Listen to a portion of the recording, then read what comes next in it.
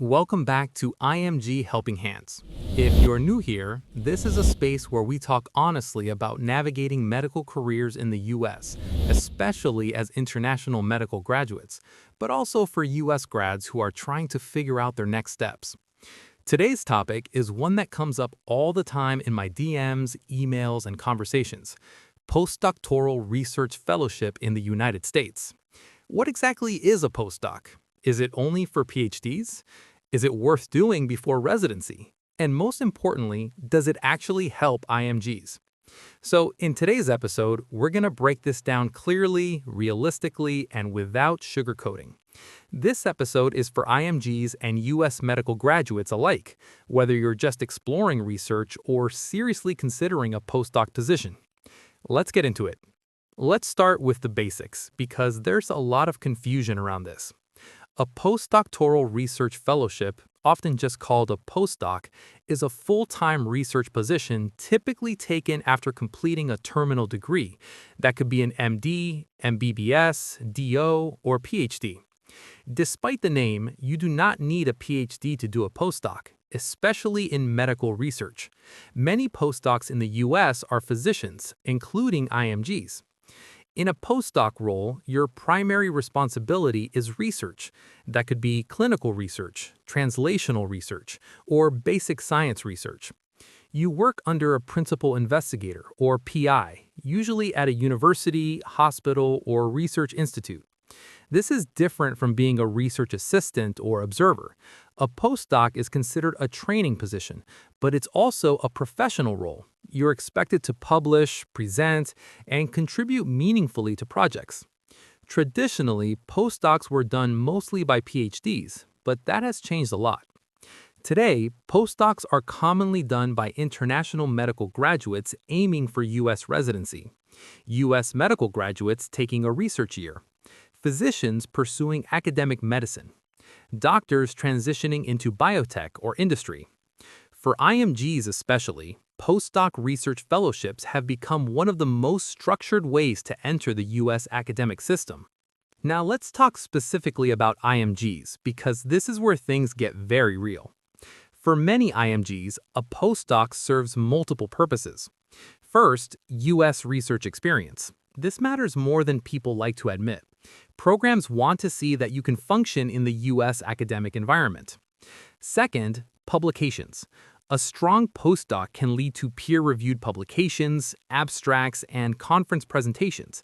And yes, program directors do care about this, especially for competitive specialties. Third, letters of recommendation. A strong letter from a US-based PI who actually knows your work can be incredibly valuable. And fourth, networking. Many residency interviews, research collaborations, and even job opportunities happen because of connections built during postdoc years. Now, important point here. A postdoc is not a guaranteed ticket to residency. Anyone selling it that way is being dishonest. But when done right, it can significantly strengthen an IMG's profile.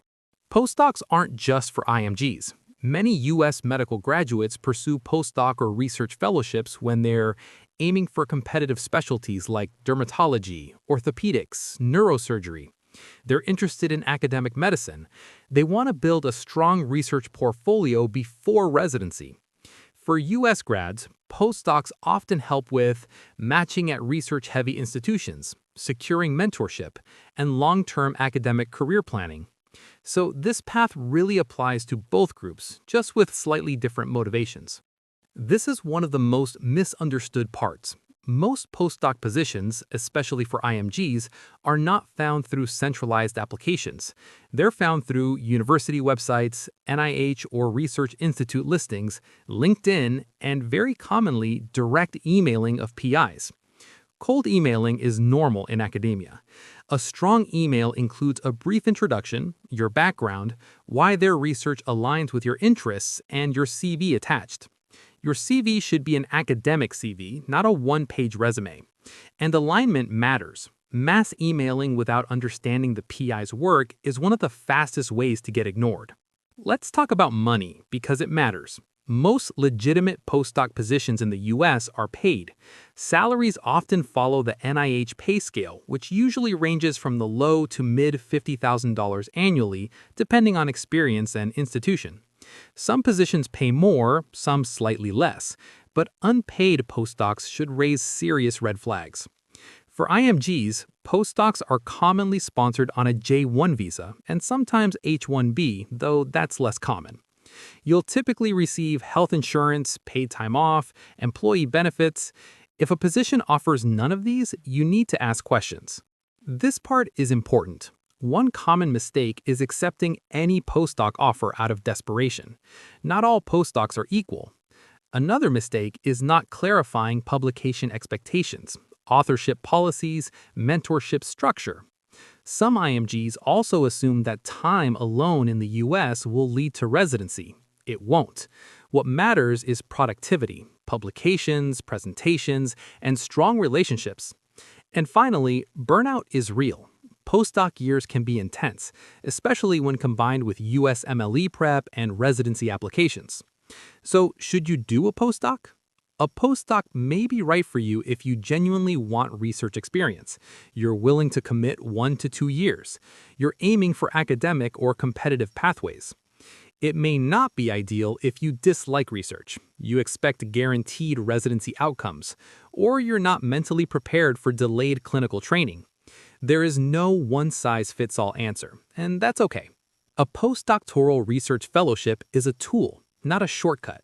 When used intentionally, it can open doors, build confidence, and reshape careers, especially for IMGs navigating a complex system. But it requires clarity, patience, and realistic expectations. If this episode helped you, please share it with someone who's considering a research fellowship.